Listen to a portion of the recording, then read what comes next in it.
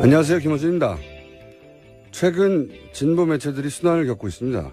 뜯어보면 의도 없는 단순 실수도 있고 아주 억울한 경우도 있습니다.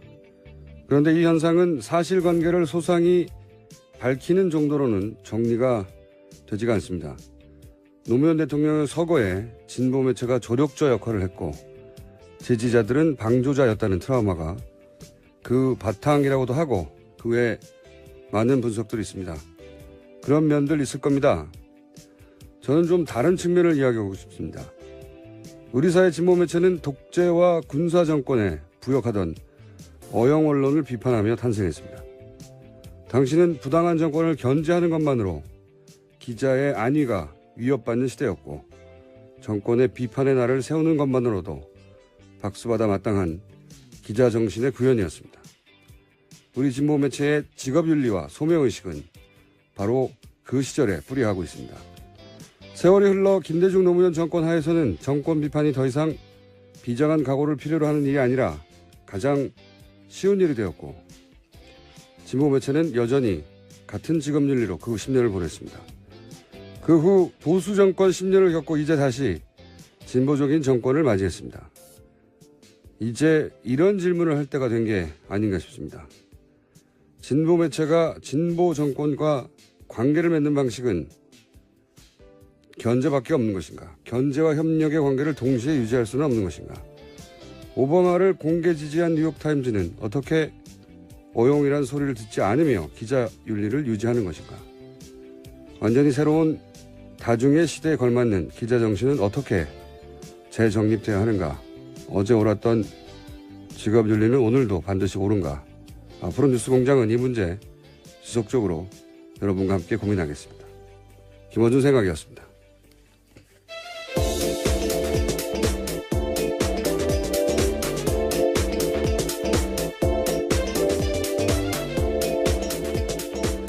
시사인의 김은지입니다. 네. 시사인도 고생 중이죠? 네, 저희가 한 1, 2주 후에 이 문제를 한번 다뤄볼까 합니다.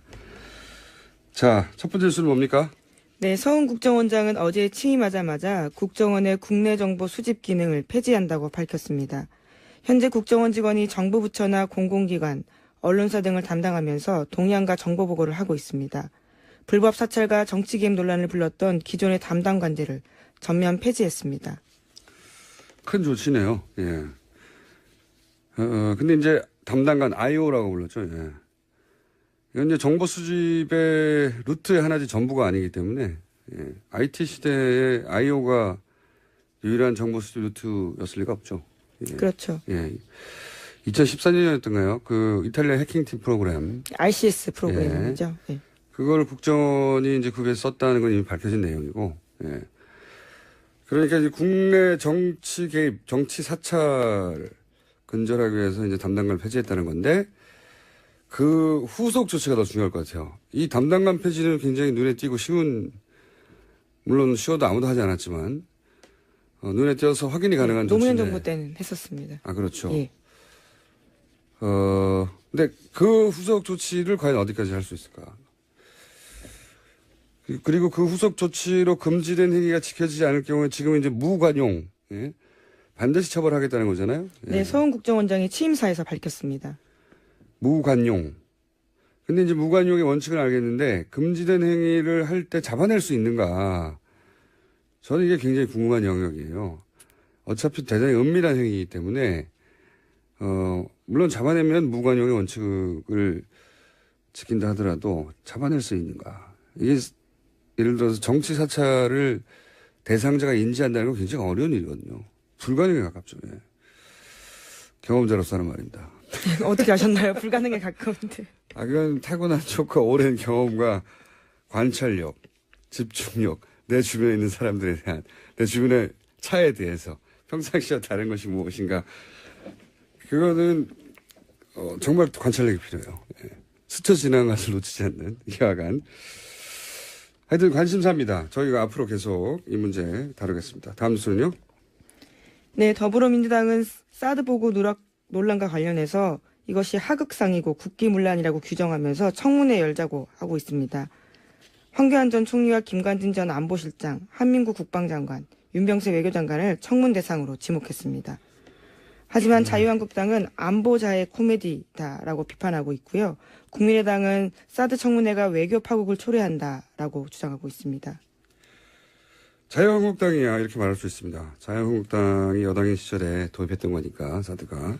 근데 그 과정에서 자유한국당의 그러니까 박근혜 정부의 그 안보 라인 전체가 지금 대상인 거잖아요. 네, 정부에. NSC 멤버 모두입니다. 그러니까 이제 자유한국당에서는 반대하는 게 당연할 것 같은데 국민의당이 이렇게 나오면 안 되는 거죠. 국민의당은 애초 사드 반대 입장이었고, 그죠? 물론 뭐 대선 한 달 전에 잠시 찬성 제스처를 취하긴 했지만, 바꿨죠. 그건 대선 때문이었다는 건 누구나 알고 있고, 기본적으로 DJ 대북 정책을 개선한 정당이 글쎄요, 정치적 포지션을 이렇게 잡아서 될지 모르겠습니다. 예. 여하간 청문회가 개최되기는 굉장히 어렵겠다. 예. 청문회가 안 되면 사법적 조치로 넘어갈 수도 있겠죠. 그 다음으로 바로. 다음 뉴스는요? 네, 군 당국은 노무현 정부 때도 거짓 보고한 전력이 있다라고 한겨레 신문이 보도했습니다. 문재인 대통령 당시 청와대 수석비서관으로 이들 사건을 모두 지켜봤고 그렇기 때문에 당시의 경험이 기인해서 이번 사건을 매우 충격적이다라고 크게 역정내면서 의지를 재고 있다라고 하는 겁니다.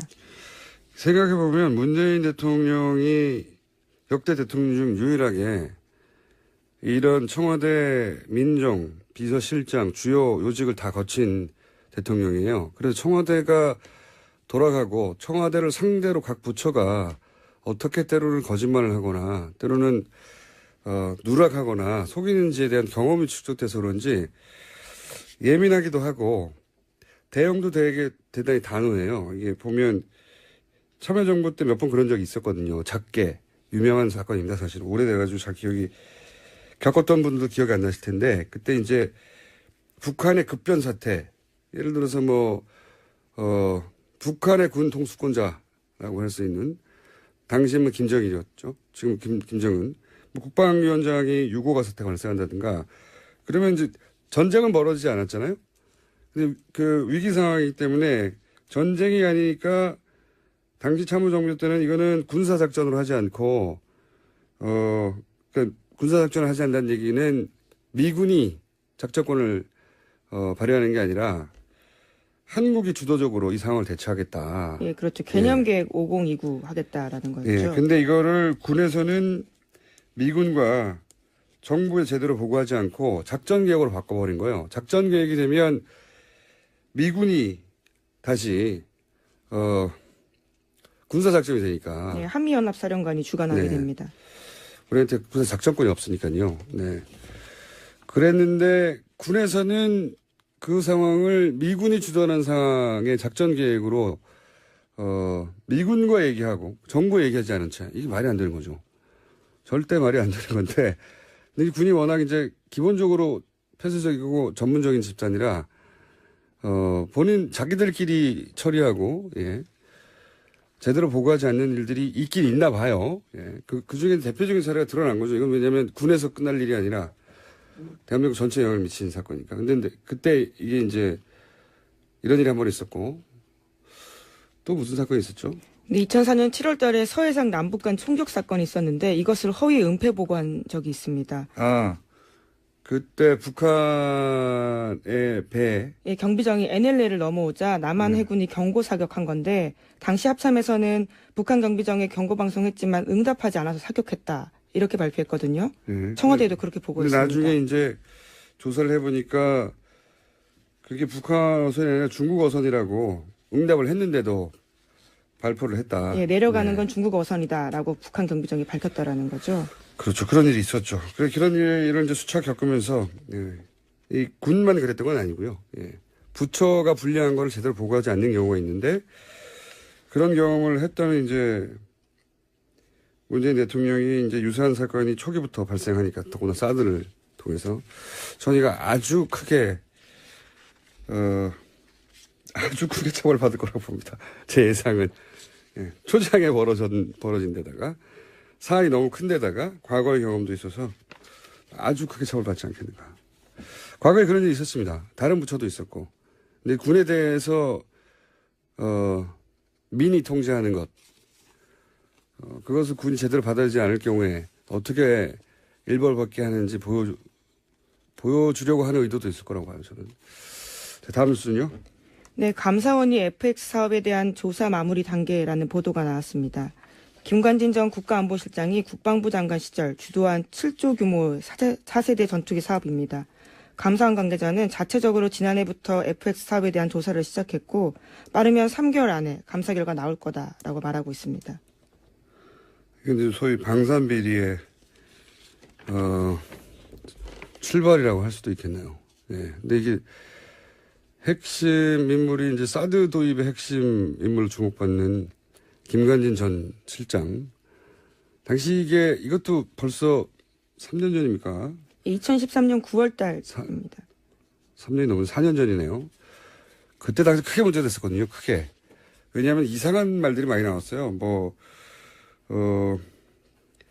정무적 판단을 해서 무기를 수입해야 된다고, 도입해야 된다고. 당시에 그 김관진 전 안보실장이 국방장관이었군요, 당시에.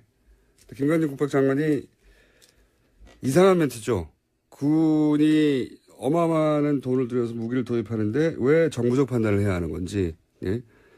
그 무기의 성능과 가격, 오늘 객관적 수치로 판단해야 되는데 정무적 판단을 표현을 썼고, 근데 정무적 판단이 뭐였는지 해명을 하지 않았어요, 당시에.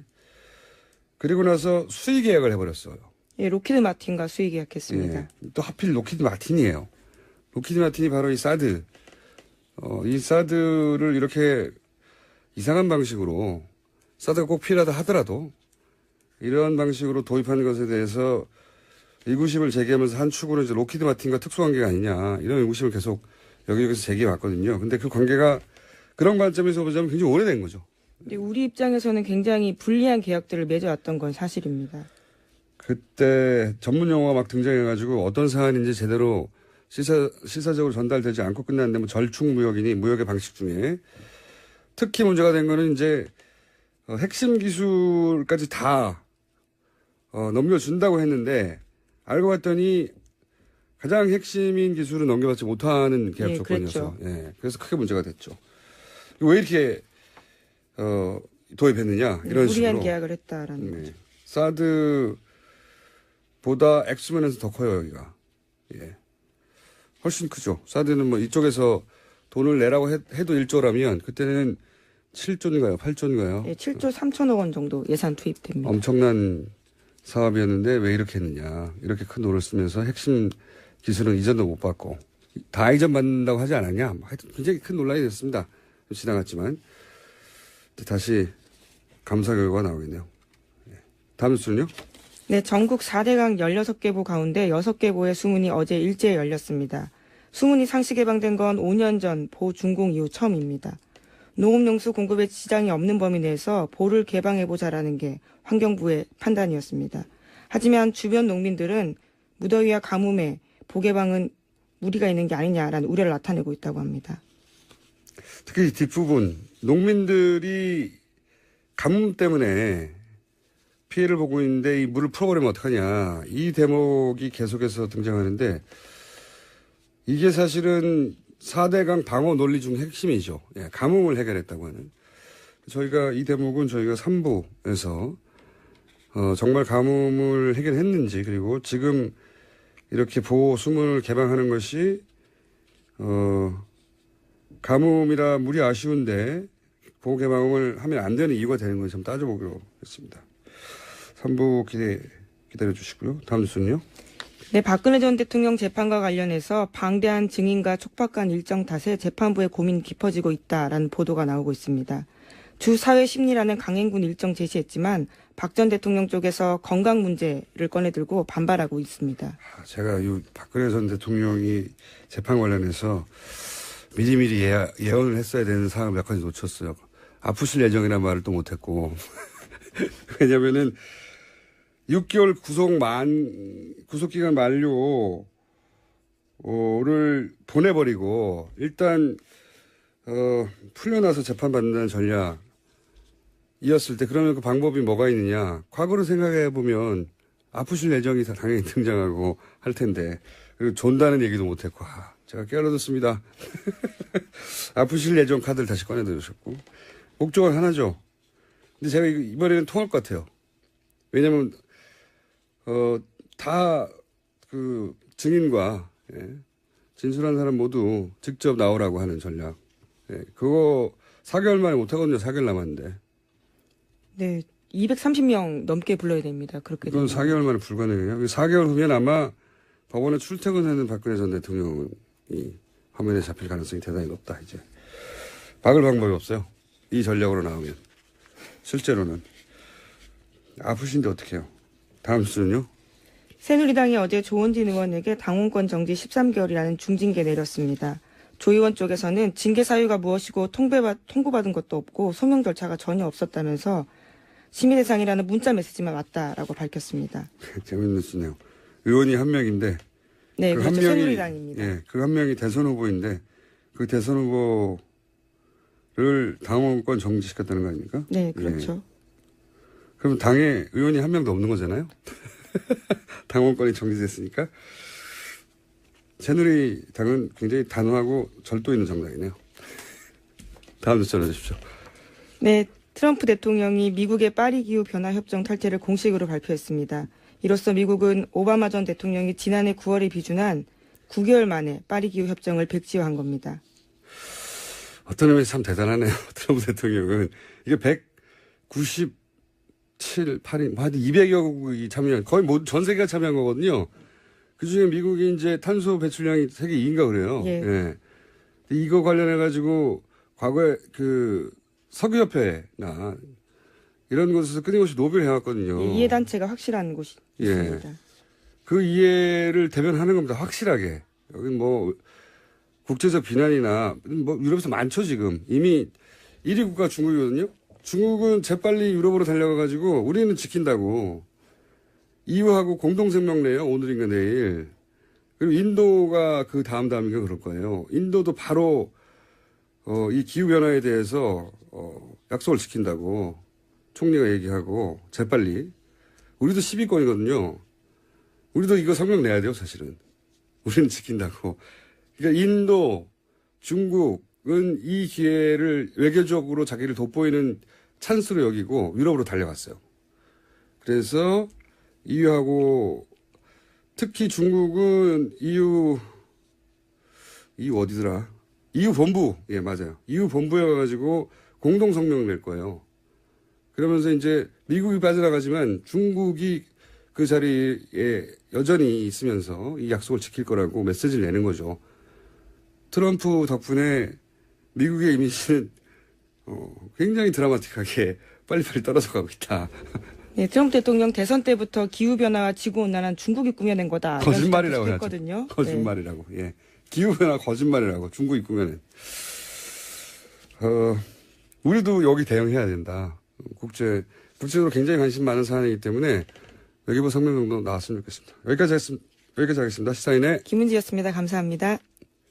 항상 비장한 각오를 필요로 하는 일이 아니라 가장 쉬운 일이 되었고 진보 매체는 여전히 같은 직업 윤리로 그 10년을 보냈습니다. 그 후 보수 정권 10년을 겪고 이제 다시 진보적인 정권을 맞이했습니다. 이제 이런 질문을 할 때가 된 게 아닌가 싶습니다. 진보 매체가 진보 정권과 관계를 맺는 방식은 견제밖에 없는 것인가? 견제와 협력의 관계를 동시에 유지할 수는 없는 것인가? 오바마를 공개 지지한 뉴욕타임즈는 어떻게 오용이란 소리를 듣지 않으며 기자 윤리를 유지하는 것인가? 완전히 새로운 다중의 시대에 걸맞는 기자 정신은 어떻게 재정립돼야 하는가? 어제 옳았던 직업 윤리는 오늘도 반드시 옳은가? 앞으로 뉴스공장은 이 문제 지속적으로 여러분과 함께 고민하겠습니다. 김어준 생각이었습니다.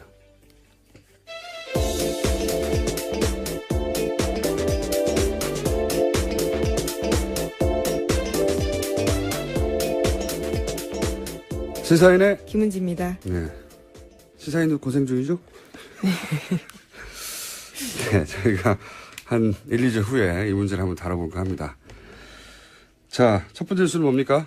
네, 서훈 국정원장은 어제 취임하자마자 국정원의 국내 정보 수집 기능을 폐지한다고 밝혔습니다. 현재 국정원 직원이 정부 부처나 공공기관, 언론사 등을 담당하면서 동향과 정보 보고를 하고 있습니다. 불법 사찰과 정치 개입 논란을 불렀던 기존의 담당 관제를 전면 폐지했습니다. 큰 조치네요. 예. 근데 이제 담당관 IO라고 불렀죠. 예.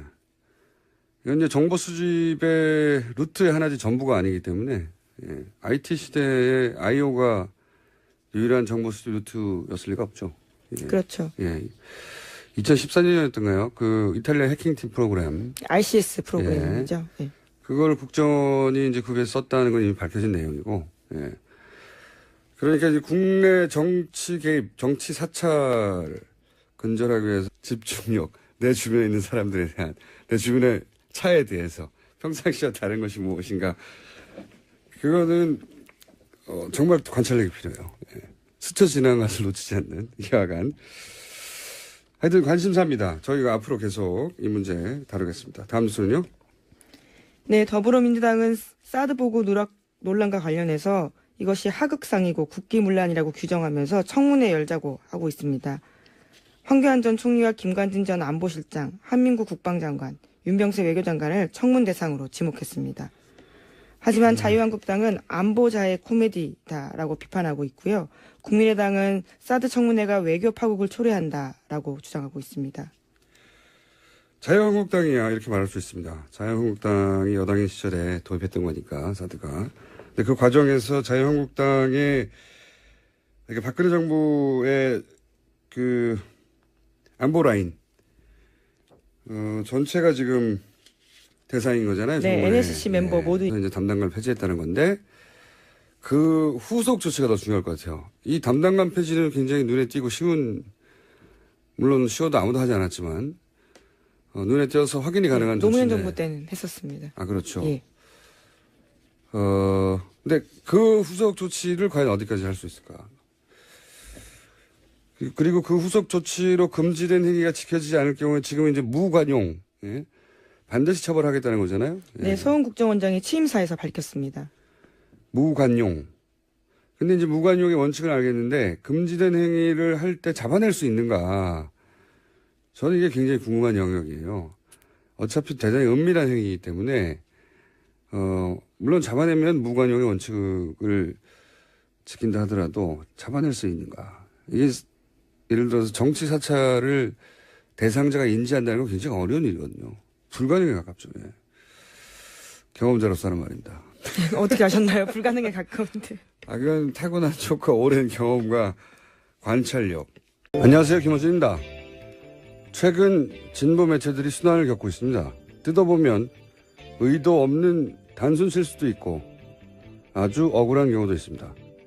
그런데 이 현상은 사실관계를 소상히 밝히는 정도로는 정리가 되지가 않습니다.